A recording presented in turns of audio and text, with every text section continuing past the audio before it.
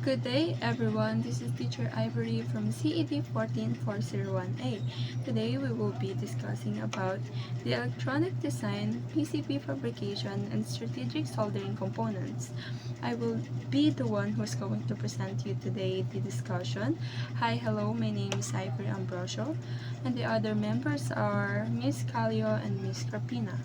But before we start, let us energize ourselves first so that we can still stay attentive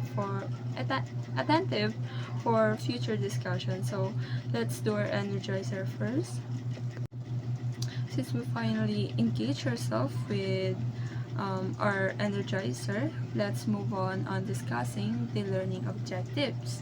So we have 4 learning objectives. The first one is we're going to identify the components. We're going to recognize the critical parts of circuit and their PCB footprints. The second one is 5 strategic specification. We're going to appreciate how schematic diagrams translate into physical PCB layouts. The third one is soldering mastery. We're going to acquire a knowledge about professional techniques for mounting and securing electronic components. And the fourth one will be practical fabrication. We're going to learn to execute a full PCB design and fabrication cycle from the schematic solder. So let's start by defining the component identification and PCB footprints. So we have 4 things in here. The first one is reading component polarity. The second one is decorating standard package styles. Third one is matching a physical component, and the fourth one is understanding PCB silkscreen symbols.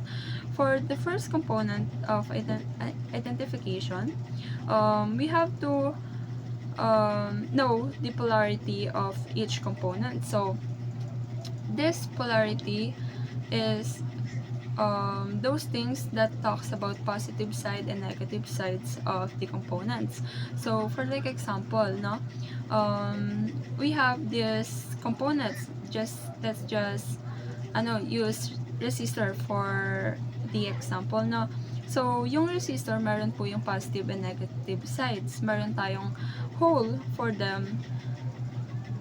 Meron tayong specific hole for them. So, may side doon na positive na dapat nakalagay doon ay positive, and may side doon na negative and dapat nakalagay doon ay negative.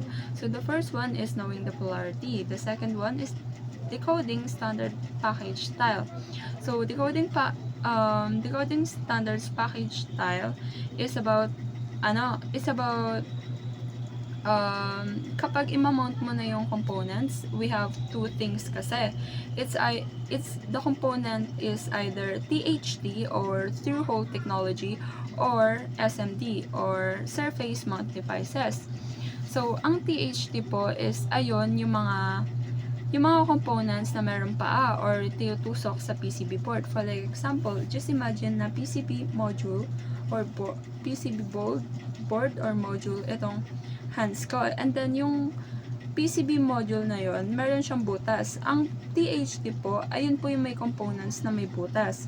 So, yung THT is, dun nilalagay yung mga components na may butas. While the SMD, ayun naman po yung components na pinapatong lang sa ibabaw tapos solder. The third one is matching a physical component. So, meron designated na area for each component. So, i-match mo lang siya doon, of course, so that yung design ng PCB module is accurate dun sa PCB board. So, the fourth one is understanding PCB silkscreen symbol. It's about understanding the symbol for each component. So, let's just imagine na meron tayong diagram or layout nakalagay doon. So, by knowing the diagram and the symbol itself, you will be able to know ano yung ilalagay mo doon. So, here are the example of THT and SMD. So, sa left side natin, ito yung THT or through-hole technology. Ito yung mga components na may butas. Then, pinapasok yung paa ng components dun sa butas ng PCB. While SMD, ito naman yung pinapatong lang yung components sa ibabaw nun.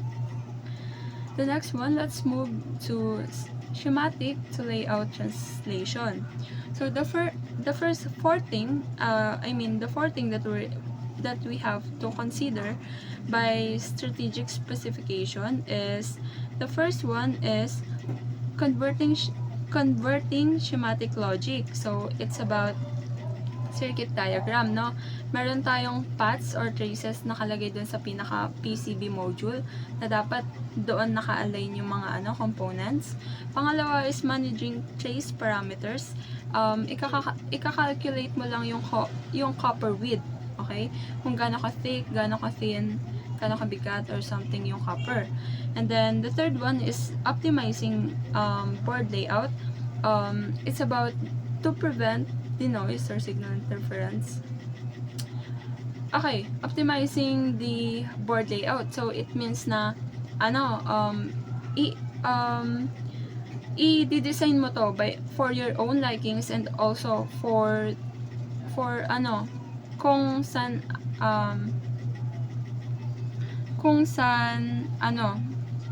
okay, so the third one is optimizing board layout.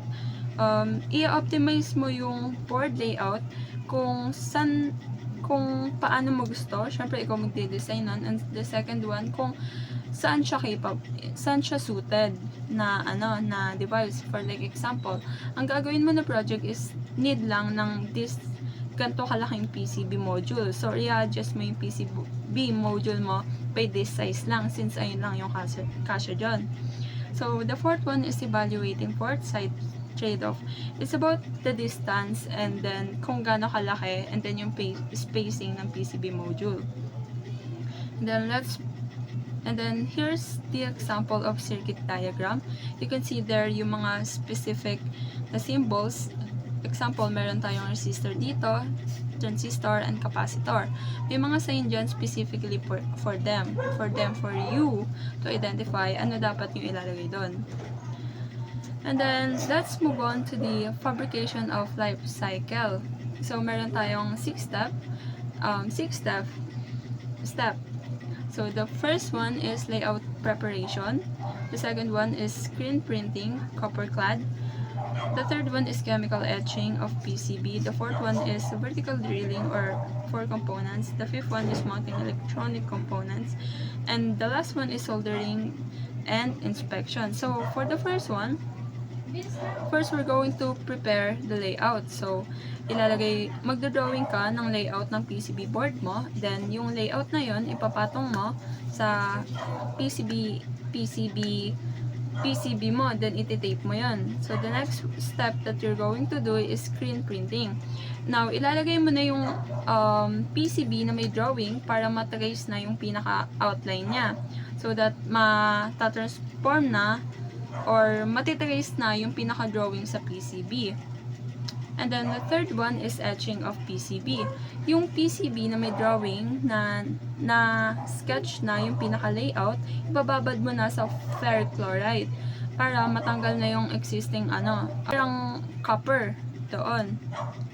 And then, for the next one is meron tayong PCB board na etch na, and then may drawing na, then naka-layout na. The next one is iti-drill mo na siya. So, bubutasan mo na yung mga bagay na, yung mga part na kailangan ng butas.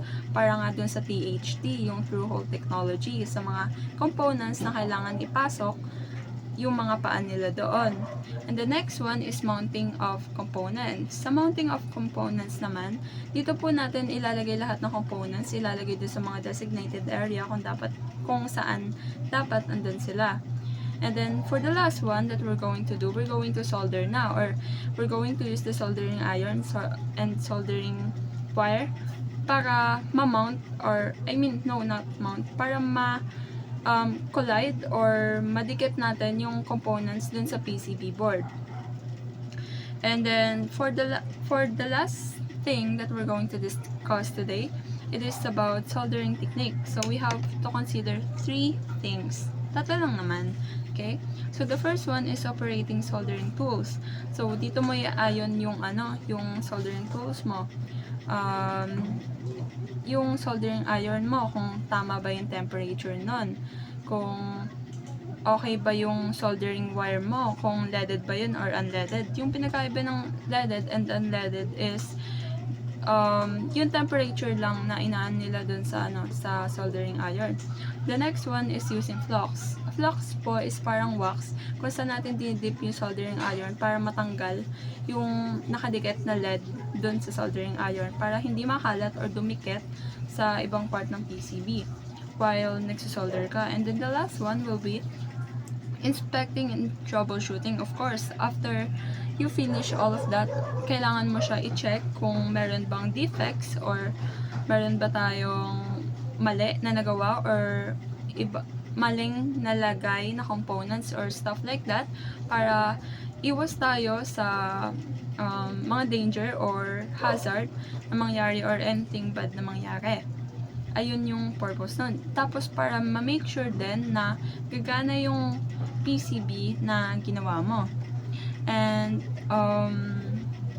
yeah, that's the end of this discussion, no? Sana natututo kayo kahit papano and sana maayos yung araw nyo ngayon. So yeah, thank you and goodbye.